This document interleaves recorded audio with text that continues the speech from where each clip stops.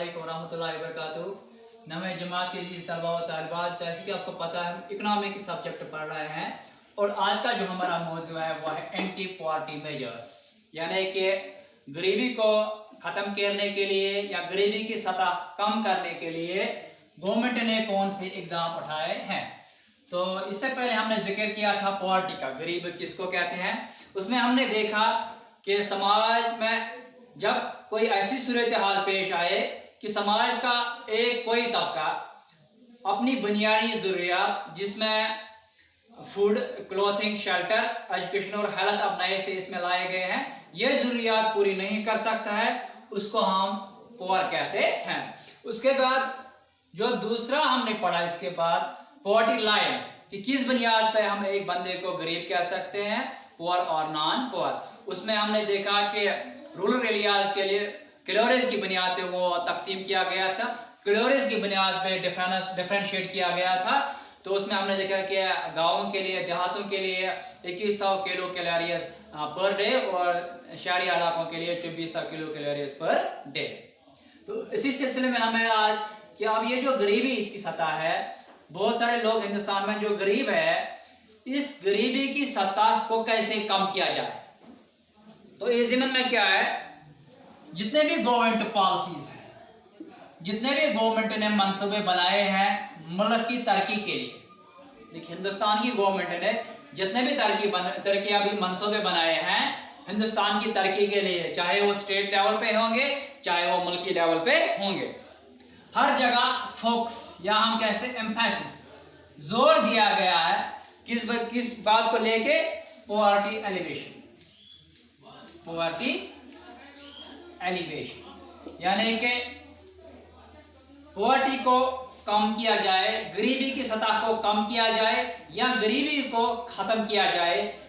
इसलिए वो तमाम इकदाम, इन तमाम मंसूबों में, तरक्याती मंसूबों में तमाम इकदाम रखे गए हैं कि जिससे ये गरीबी की सतह कम हो जाए या हिंदुस्तान की जो गरीबी है, लोग गरीबी की सतह से जो नीचे जिंदगी गुजार रहे हैं, इसमें एक बेहतरी आए और ज़्यादा से ज़्यादा लोग APL की तरफ, या जिसको हम अबव पॉवर्टी लाइन है, या हम ये कह सकते हैं ये जो मिनिमम रिक्वायरमेंट्स ऑफ ये जो पॉवर्टी लाइन की है वो कंप्लीट कर सकें या उस तक पहुंच जाए।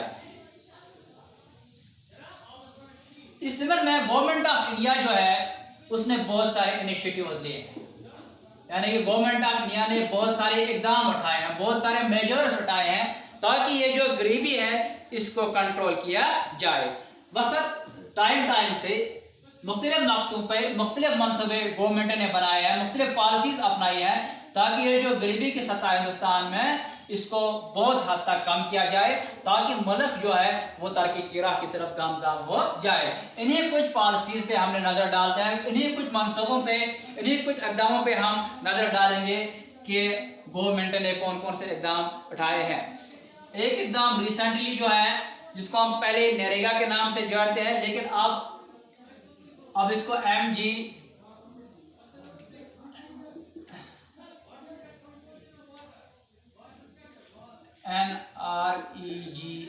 महात्मा Gandhi national rural employment act, क्या कहें, Mahatma Gandhi national rural employment guarantee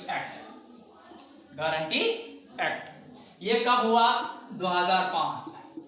यहां से ही पता चलता है Mahatma Gandhi national rural employment guarantee act, यानी कि रूरल एम्प्लॉयमेंट गारंटी एक्ट देहात के लोगों के लिए एम्प्लॉयमेंट की गारंटी ये एक्ट देता है। ये एक कानून बनाया है। इस कानून में क्या है, 100 days of work, 100 days of work to one person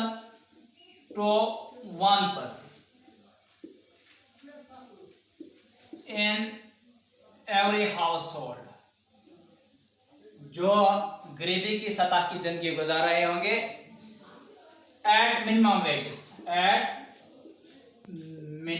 wages. इसके लिए एक कार्ड निकालना होता है। इसके लिए गवर्नमेंट ने एक रजिस्ट्रेशन का काम रखा है। जो भी लेबर्स इसमें, लेकिन कौन से लेबर्स? अनस्किल्ड, आम मजदूर, आम लोग, अगर हम कारपेंटर की बात करें वो स्किल्ड मजदूर माना जाता है। इसी तरह अगर हम इसके क्या कहते हैं ब्लैक सनत की बात करेंगे वो भी स्किल्ड मजदूर माना जाता है। लेकिन आम मजदूर जो मजदूरी करता है उसको हम अनस्किल्ड यानी जिसके पास कोई हुनर नहीं होता है। और जितने भी लोग बिलो पॉवर्टी लाइन होंगे और जिन्होंने रजिस्ट्रेशन की है गवर्नमेंट ने गारंटी दिया है इनको हम 1 साल के अंदर 100 दिन का काम देंगे, ताकि इससे क्या होगा इन 100 दिन की आमदनी जो वेजेस होंगे मजदूरी की उजरत जो होगी वो इस घर के अंदर चली जाएगी और इस घर की आमदनी बढ़ जाएगी। ये एक मनसूबा है 2005 में हुआ, गवर्नमेंट ने गरीबी की सतह को कम करने के लिए उठाया। इसके बदला है NFWP national food for work programme, national food for work programme. इसमें गवर्नमेंट ने क्या किया, ये 2004 में लागू हो गया, 2004 में लागू किया। गवर्नमेंट ने क्या किया, मुल्क के 150 डिस्ट्रिक्ट्स को चुना, यानी कि मुल्क के 150 डिस्ट्रिक्ट्स को चुना गया और इन 50 डिस्ट्रिक्ट्स में फूड ग्रेन्स और food grains were distributed free of cost to people। यानी कि सारे हिंदुस्तान में 150 डिस्ट्रिक्ट्स को मेहनत या ये 150 डिस्ट्रिक्ट्स को क्या किया मुंतखब किया गया और इन 50 डिस्ट्रिक्ट्स ये मुख्तलिफ स्टेटों में थे, बहुत सारे स्टेटों में ये 150 डिस्ट्रिक्ट्स थे और जहां जहां जिस स्टेट से 150 डिस्ट्रिक्ट की स्टेट का कितना हिस्सा आता था उन स्टेट्स को लोगों के लिए फ्री राशन दिए गए, यानी कि फूड ग्रेन जो दिए गए थे वो फ्री दिए गए। इसका भी यही मकसद था कि ये जो गरीबी की सतह है इससे कम किया जाए। इसके अलावा PMRY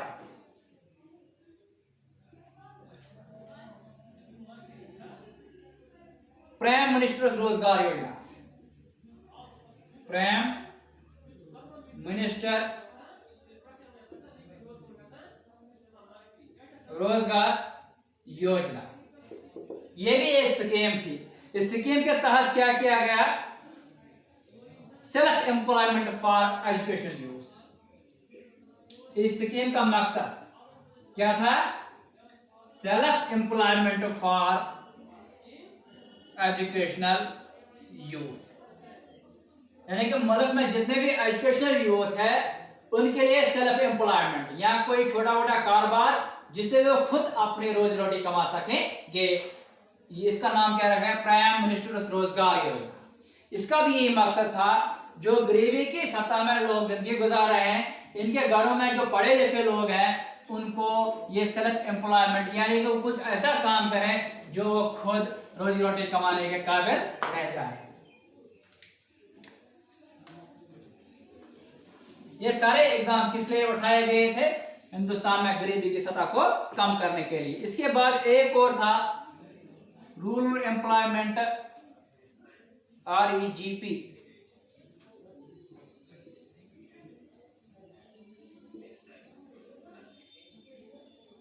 एम्प्लॉयमेंट जनरेशन प्रोग्राम। ये भी देहाती इलाकों के लिए ये प्रोग्राम तैयार किया गया था, ये मनसूबा तैयार किया गया था। और कब किया गया, 1995 में। इस प्रोग्राम के तहत क्या किया, इसमें भी self employment. This programme was also aimed at creating self employment at rural and small towns। देहाती इलाकों और छोटे मोटे कस्बों के लिए यह प्रोग्राम लॉन्च किया गया था। और इसमें हमारे जो स्टंट्स कौन कर रही थी, khadi and industrial department. Khadi and industry department हमारे जम्मू कश्मीर में भी मौजूद थे। तो ये जो सेल्फ एम्प्लॉयमेंट है छोटे छोटे लोन्स ये देते थे। खादी एंड इंडस्ट्रियल डिपार्टमेंट जो था ये क्या देता था, छोटे छोटे लोन्स ताकि छोटे छोटे बिजनेस यूनिट्स है वो गांव की लेवल पे या छोटे छोटे कस्बों में तैयार करेंगे। इसके बाद एक और प्रोग्राम जिसको हम AAY के नाम से जानते हैं, अंत्योदय अन्न योजना। ये हिंदी लफ्ज बेसिकली है। इसको कब किया गया? 2004 में। इस प्रोग्राम के तहत क्या किया गया? 1 करोड़ पुअरेस्ट फैमिलीज, इस प्रोग्राम के तहत 1 करोड़ जो पुअर फैमिलीज है उनके लिए क्या सुविधा दी गई? 25 kilogram of rice at the rate of 25 kilogram of rice at the rate of ₹3 पर केजी। यानी कि इनको 25 किलो की राशन दो हर महीने ₹3 के हिसाब से। तकरीबन ये 1 करोड़ आबादी के लिए ये प्रोग्राम रखा गया था। इसके बाद क्या हुआ? बाद में ये प्रोग्राम इसको एनहांस किया गया। अब 45 kilogram at the rate of ₹35 पर केजी, यानी कि राशन जो थी वो बढ़ा दी गई। 10 किलो राशन बढ़ा दी गई। कब? अप्रैल 2004 में। अप्रैल 2004 में। उसके बाद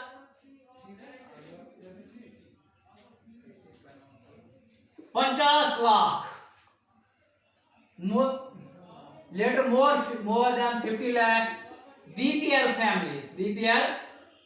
families were included in this category यानी कि फिर और 50 लाख, इस 1 करोड़ के अलावा और 50 लाख जो कि BPL फैमिलीज है उनको भी इस AAY जो प्रोग्राम था AAY उसके तहत उनको भी कवर किया गया।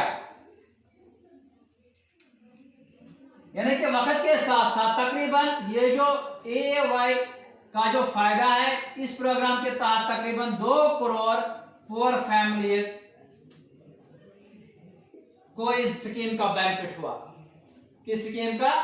AAY, जिसको हम अंत्योदय अन्न योजना के नाम से जानते हैं। यानी कि 2004 से लेकर आज तक तकरीबन इसका फायदा तकरीबन हिंदुस्तान में 2 करोड़ लोगों को मिल रहा है, जो कि अपनी जिंदगी गरीबी की सतह से नीचे या गरीबी की सतह की जिंदगी गुजार रहे हैं। तो ये सारे इकदाम जो थे ये गरीबी को खत्म करने के लिए या गरीबी को कम करने के लिए हिंदुस्तान की गवर्नमेंट ने वक्त वक्त पे उठाए हैं। तो इन सब प्रोग्राम्स की हमने जानकारी की कि किसी में फैमिलीज को फ्री राशन दिया गया, कुछ प्रोग्राम्स के तहत ये जो सेल्फ एम्प्लॉयमेंट क्रिएशन कर दी गई स्पेशली रूरल एरियाज, और कहीं पे ये जो राशन दी गई वो तो एक बहुत कम कीमत पे दी गई, दूसरा उसकी जो डिस्ट्रीब्यूशन है उसका जो मुआवजा है वो बढ़ा दिया गया। ये तो सारे इकदाम जो थे ये गरीबी की सतह को कम करने के लिए थे।